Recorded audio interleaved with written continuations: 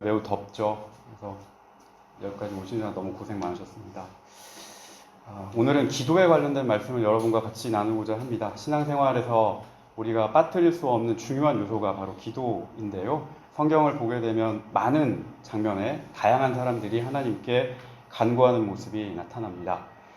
믿음의 선조라고 하는 사람들은 언제나 하나같이 다 기도하는 사람들이었습니다. 이 사람들은 하나님을 향해서 자기의 마음 속에 있는 것을 간구하고 바라고 또 하나님께 묻고 답을 얻으려 하는 그런 사람들이었습니다. 기도는 하나님을 향한 간절한 우리의 소원을 간구하는 행위이고 어떻게든 하나님과 끊어지지 않고 그분과 함께 살려고 하는 신앙의 몸부림입니다. 때로 기도가 쉽게 응답을 받기도 합니다. 그런데 어떤 기도는 쉽게 응답을 받지 않고 오랜 기간 동안 응답 없이 지나는 그런 시간도 있습니다. 믿음의 숙성이 필요한 시간, 인내가 필요한 시간이 있을 수도 있고요. 또 때로 어떤 기도는 하나님 뜻에 잘 조율이 되지 않아서 거부되는 기도도 있습니다. 믿음은 수학 공식처럼 그렇게 단순하지가 않습니다. 1 더하기 2를 한다고 해서 반드시 2가 되는 게 아닙니다. 믿음은 굉장히 입체적이고 그리고 두툼해서 이따금 복잡하고 그리고 힘든 그런 과정이 포함되기도 합니다. 그런데 좁게 보면 그렇지만 넓게 보고 크게 보면 결국 믿음을 가지고 간구하는 사람이 하나님 앞에 응답을 받고 또 그 사람이 승리하게 된다는 것은 분명한 사실입니다. 믿음으로 승리하는 길이 분명히 존재합니다. 그 믿음을 더 살찌우고 더 깊게 만드는 신앙의 요소가 바로 기도입니다. 이 기도가 있음을 우리가 부인할 수 없습니다.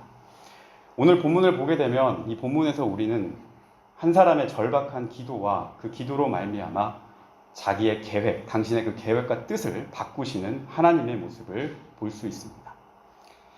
때로 간절한 기도가 하나님의 마음을 돌이키기도 합니다. 오늘 히스기야의 기도를 통해서 하나님을 움직이는 기도가 무엇인지를 한번 보도록 합니다.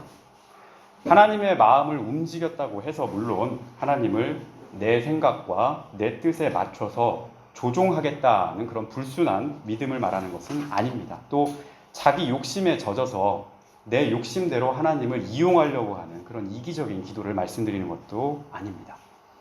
통상적으로 모든 종교는 초점을 나한테 맞춰 놓습니다. 그래서 내가 잘 되고 내가 성공하고 내가 부유해지고 내 마음의 평안과 평화를 위해서 나보다 조금 나아 보이는 절대자에게 의지하려는 그런 경향을 보이죠. 우리 기독교에도 없지 않아 그런 면이 있습니다. 그런데 성경은 그런 종교보다 그런 성경에서 말씀하는 건 뭐냐? 그러한 믿음보다 더 큰 믿음이 있으니 그 믿음을 먼저 갖춰라 라고 말합니다. 그 믿음은 하나님 뜻에 당신이 맞춰서 지금 기도하고 있느냐? 하나님 뜻에, 하나님 의지에 맞게 당신이 지금 가고 있느냐? 주님께서 보여주는 그 길을 걷고 있느냐? 이걸 먼저 맞춰놓고 열심을 다하고 간구하고 이러라는 거죠. 늘 언제나 그 하나님의 뜻에 그리고 하나님의 방향에 맞춰서 믿음 생활을 하는 사람을 두고 성경은 큰 믿음을 가진 사람이다 라고 그렇게 말씀합니다. 예수님께서도 그런 사람을 산을 옮길 만한 믿음을 가진 사람이다 라고 말씀하셨어요. 근데 오늘 말씀을 보게 되면 이러한 믿음의 전제에다가 한 가지 내용을 더 추가를 할 수가 있는데요. 그 추가되는 요소가 뭐냐? 바로 절박함입니다. 지금 하나님께 기도하는 히스기야는 그 누구보다도 절박하고 간절함을 담아서 하나님께 자기의 상황을 내어놓았습니다. 이 사람은 남유다에서 굉장히 훌륭한 평가를 받았던 왕이었습니다.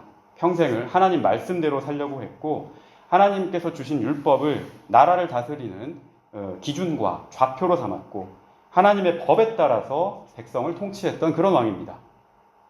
후대에 가게 되면 요시야라는 왕이 있는데 히스기야와 요시야 이 두 사람은 기울어져가는 남유다를 살렸던 마지막 희망이었습니다. 이 두 사람이 유다의 영적인 건강을 지키려 했던 그런 왕이었습니다. 그랬던 그가 전심으로 하나님의 말씀대로 살려고 했던 그가 오늘 매우 어려운 상황에 처했습니다. 20장 1절 말씀을 우리 한 목소리로 같이 읽어보도록 하겠습니다. 1절 말씀 시작. 그때 히스기야가 병들어 죽게 되매 아모스의 아들 선지자 이사야가 그에게 나아와서 그에게 이르되 여호와의 말씀이 너는 집을 정리하라. 내가 죽고 살지 못하리라 하였느니라.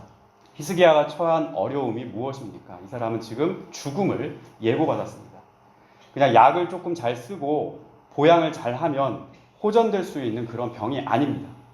여기 병들어 죽게 되매라고 하는 말, 원래의 뜻은 살 수 있는 가능성이 제로, 0%라는 뜻입니다. 죽을 날을 이제 받아놓고 살아야 하는 삶이 된 겁니다. 내 죽음이 결정된 그런 삶을 살게 된 거죠. 히스기야 곁에서 오랜 시간 동안 그에게 하나님의 말씀을 전해주었던 선지자 이사야도 이렇게 말을 합니다. 집을 정리해라. 내가 죽고 다시는 살지 못하리라. 하나님 말씀이 이렇다. 이것을 전했습니다. 하나님께서 지금 히스기야의 물리적인 생명을 걷어가시기로 결정하신 겁니다. 이게 하나님 계획이에요. 히스기야는 이제 죽어야 하는 겁니다. 그런데 히스기야가 하나님 말씀에 충실하고 하나님 말씀에 순종하면서 지금까지 잘 살아왔는데 이 하나님의 계획을 듣고 네, 따르겠습니다. 저는 그냥 죽겠습니다. 이렇게 반응하지 않았던 게 오늘 말씀의 중요한 부분입니다. 오히려 그는 하나님께 더 간구하기 시작합니다. 지금까지 하나님의 그 뜻을 순순히 따라왔던 그가 자기 마음속에 있는 깊은 소원과 자기 마음속에 있는 간구를 하나님께 간절히 아뢰기 시작합니다. 그 말씀이 3절에 나와 있습니다. 같이 읽어보겠습니다. 3절 시작. 여호와여 구하오니 내가 진실과 전심으로 주 앞에 행하며 주께서 보시기에 선하게 행하는 것을 기억하옵소서 하고 히스기야가 심히 통곡하니라. 살고 싶었습니다. 히스기야가 살고 싶었습니다. 자기에게 결정된, 하나님이 결정하셨지만 이 결정된 죽음을 받아들이고 싶지 않았습니다. 하나님 살려주세요. 나 살고 싶어요. 라고 하는 게 진심이었어요. 간절함이 있었습니다. 그리고 그 간절함을 하나님 앞에 감추고 싶지 않았습니다. 평생 하나님 앞에서 부끄럽지 않게 살려고 했고 하나님 보시기에 선한 일을 행했습니다. 사람들이야 모를 수 있겠죠. 남들이야 잘 모를 수 있지만 하나님께서는 그 중심을 아시지 않습니다. 내가 어떻게 살아왔는지, 어떤 마음으로 하나님을 섬겨왔는지 하나님은 알지 않습니까? 내가 한 번도 허탄한 일을 좇지 않았고 전력을 다해서 하나님 뜻대로 이 나라를 다스리려고 했고 하나님의 마음으로 백성을 사랑했고 하나님의 방향대로 나라를 곧게 세우려고 했던 그 진심을 하나님께서는 알고 계시지 않습니까? 그러니 주여 나를 불쌍히 여기셔서 나를 살려주십시오 라고 하는 게 히스기야의 본심입니다. 성경은 히스기야가 이 기도를 드리면서 심히 통곡했다라고 적고 있습니다. 그 기도가 얼마나 하나님 앞에서 정직한 기도였는지, 그 기도가 얼마나 하나님 앞에서 거짓 없이 솔직한 기도였는지, 그 기도가 하나님 앞에서 매우 간절한 기도였는지를 알 수 있는 표현입니다.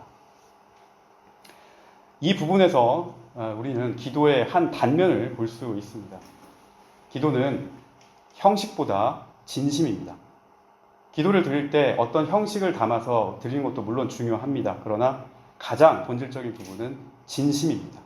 내가 하나님 앞에서 이런 마음을 솔직하게 내어놓는 겁니다.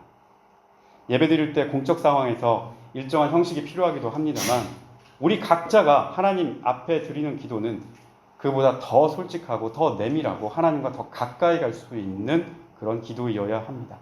내가 가지고 있는 바람이 무엇이든 내가 가지고 있는 원함이 무엇인지 솔직하게 하나님께 내어놓고 아뢰 수 있는 기도, 그런 기도를 오늘 히스기야가 우리에게 보여주고 있습니다. 지금 히스기야는 자기의 죽음을 결정한 하나님 앞에서 하나님 나 죽고 싶지 않습니다 라고 그렇게 솔직하게 하나님께 간구합니다.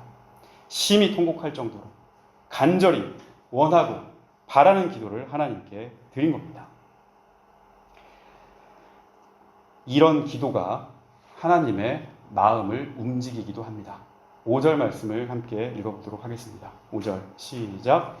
너는 돌아가서 내 백성의 주권자 히스기야에게 이르기를 왕의 조상 다윗의 하나님 여호와의 말씀이 내가 내 기도를 들었고 내 눈물을 보았노라. 내가 너를 낫게 하리니 내가 3일 만에 여호와의 성전에 올라가겠고. 아멘.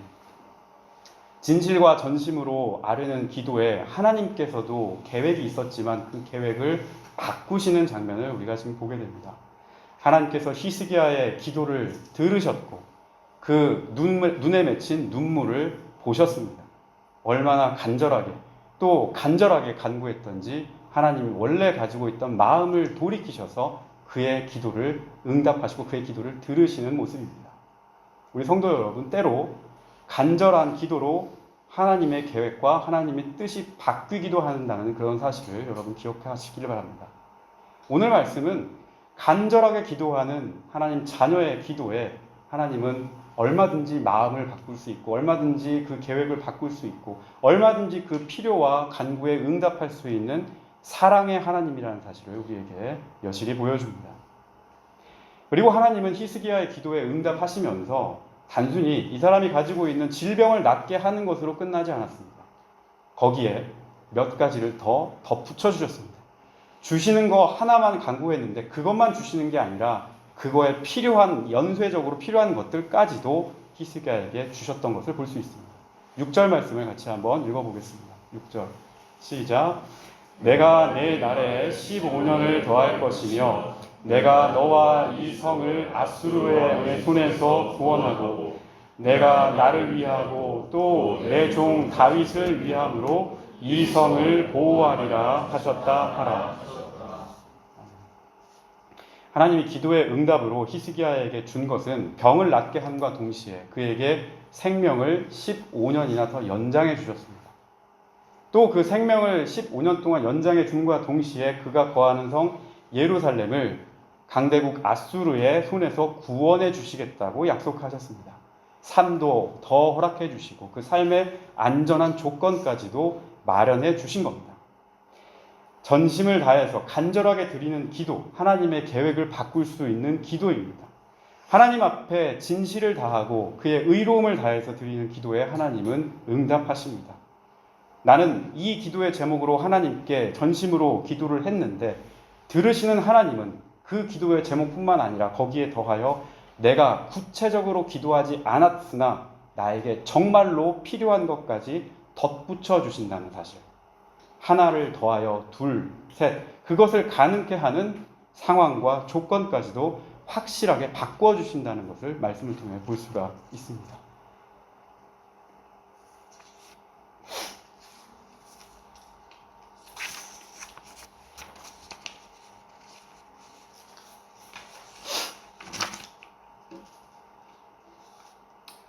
성경에서 하나님은 이따금 상황을 직접 어루만지심으로 인해서 그 상황과 형편을 바꿔주시는 경우가 있습니다. 대표적인 게 이세벨의 협박에 낙심했던 엘리야입니다. 엘리야 같은 경우는 하나님 능력으로 충만해서 바알과 아세라 제사장을 이겼지만 눈을 내려서 자기의 형편과 상황을 봤을 때 이세벨의 협박에 겁을 먹고 광야로 도망을 갔죠. 그래서 자기가 로뎀나무 그늘 아래에서 죽게 해달라고 하나님께 간구했었습니다. 아무 희망도 없고 캄캄한 그런 상황을 맞이하게 됐습니다. 그때 하나님께 진실한 마음으로 기도를 드렸습니다. 하나님, 이 상황을 이길 수가 없사오니 이제 다 됐습니다. 만족합니다. 이제 내 목숨 거둬주십시오라고 그렇게 자기 속마음을 그대로 하나님께 드렸습니다. 하나님께서 그 기도에 답을 주셨습니다. 그러나 엘리야의 바람대로 답을 주지 않으시고 그를 대신 어루만져 주시고 위로하여 주시고 새 힘을 주시고 다시 달려갈 수 있는 쪽으로 일으켜 주셨습니다. 오늘 히스기야도 마찬가지입니다. 살려달라고 할 때 그 생명을 어루만져 주시는 쪽으로, 어루만지심으로 그 생명이 다시 소생하고 일어나는 쪽으로, 살 수 있는 쪽으로, 내 숨통이 트이는 쪽으로 우리를 인도해 주신다는 사실입니다. 죽음 앞에서 간절히 병을 낫게 해달라, 살려달라고 기도하는 이 히스기야의 모습에 하나님께서는 그를 살려주시는 방향으로 생명의 길로 그를 인도해 주시고 그 기도에 응답해 주셨습니다. 여러분도 히스기야처럼 이렇게 기도 드릴 때가 혹시 있으신지 모르겠습니다.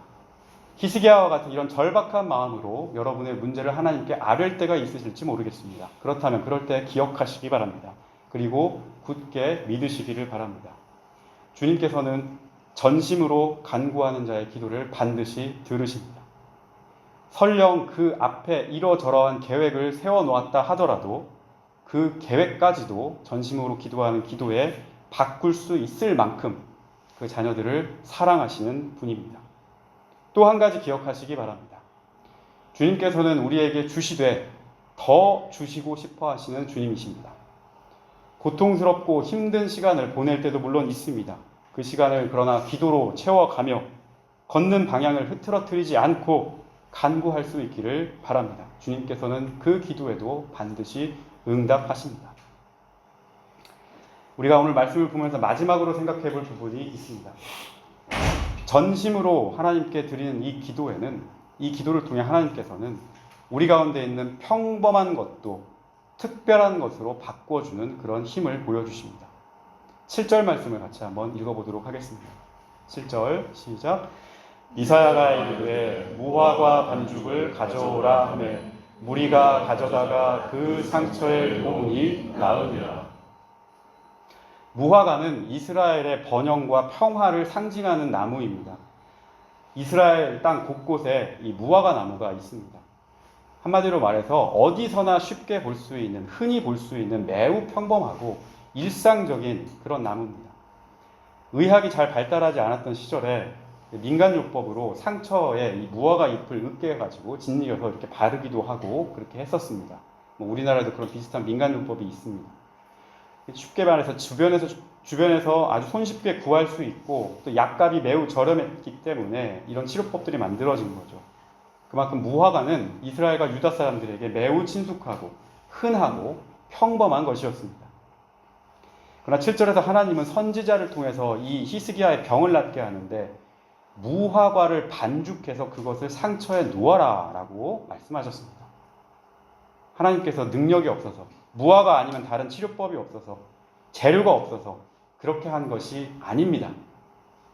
오히려 하나님의 권능이 함께하면 가장 평범하고 가장 일상적이고 가장 눈에 잘 보이지 않았던 그런 것들도 생명을 구하고 기도의 응답으로 작용하는 하나님 권능의 표적이 될 수 있음을 오늘 말씀을 통해서 보여주고 있는 겁니다. 하나님은 눈에 보이는 기적을 통해서 누구나 다 인정할 수밖에 없는 그런 엄청난 표적으로 우리에게 역사하기도 하지만 그것보다 우리의 삶의 자리에서, 우리의 일상에서, 평범한 하루에서, 오가는 거리에서, 버스 속에서, 트람 속에서, 직장 동료들과 함께 있을 때, 가족들과 함께 있을 때, 무대에 오르고 내릴 때, 내가 공부하는 책상에서, 일터에서, 연주하는 악기 등등등 늘 우리와 함께 있는 그 평범한 것을 통해서 역사하신다는 사실을 기억하시기 바랍니다. 그 평범한 것이 하나님 손길이 닿으면 특별한 것으로 바뀝니다. 병을 낫게 해달라는 히스기야의 이 간절한 기도, 그 기도의 응답이 무엇이었는가? 길가에서 흔히 보이는 무화과, 그 무화과 잎을 따 짓이긴 반죽이 기도의 응답이고 치유의 약이었습니다. 우리의 기도가 때로는 매우 평범한 것을 통해서 응답을 받을 수 있음을 여러분 기억하시기 바랍니다. 대단하고 화려하고 아주 획기적인 것을 통해서 역사하는 그런 기도의 응답도 있을 수 있으나 오늘 하나님께서는 응답하시되 내 삶의 평범한 것을 가지고 역사하시는 하나님, 평범해서 내가 평소에 눈길조차 주지 않았던 것을 하나님 손길이 닿으니까 특별한 도구가 되어서 치유의 약효로 사용되는 그 하나님이심을 여러분 기억하시기를 바랍니다. 우리 사랑하는 성도 여러분, 말씀을 맺으려 합니다. 하나님께서는 언제나 우리의 기도를 들을 준비가 되어 있습니다. 전심으로 간구하십시오. 진실함으로 간구하십시오. 그 간구에 하나님께서 반드시 응답하십니다. 설령 우리를 향한 계획이 미리 있다고 하더라도 우리의 전심으로 드리는 기도로 말미암아 하나님께서는 그 계획을 바꾸실 수 있습니다. 그만큼 우리를 사랑하시고 우리에게 마음을 열어놓는 하나님이십니다. 사랑하는 자녀의 기도와 간구를 기다리실 뿐만 아니라 그리고 우리가 원하는 것 그 이상의 것을 주시려고 하나님께서는 준비하고 계십니다. 그리고 그 기도의 응답 과정에서 하나님은 아주 평범한 것을 가지고도 우리에게 역사하십니다.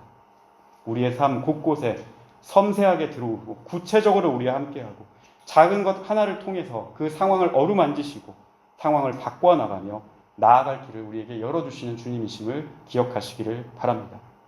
바라기는 우리의 기도에 응답하시는 이 주님을 신뢰하시고 이번 한 주도 기도하는 성도로 살아가시며 기도의 응답을 경험하는 주님의 은혜를 누리기를 예수님의 이름으로 축복드립니다.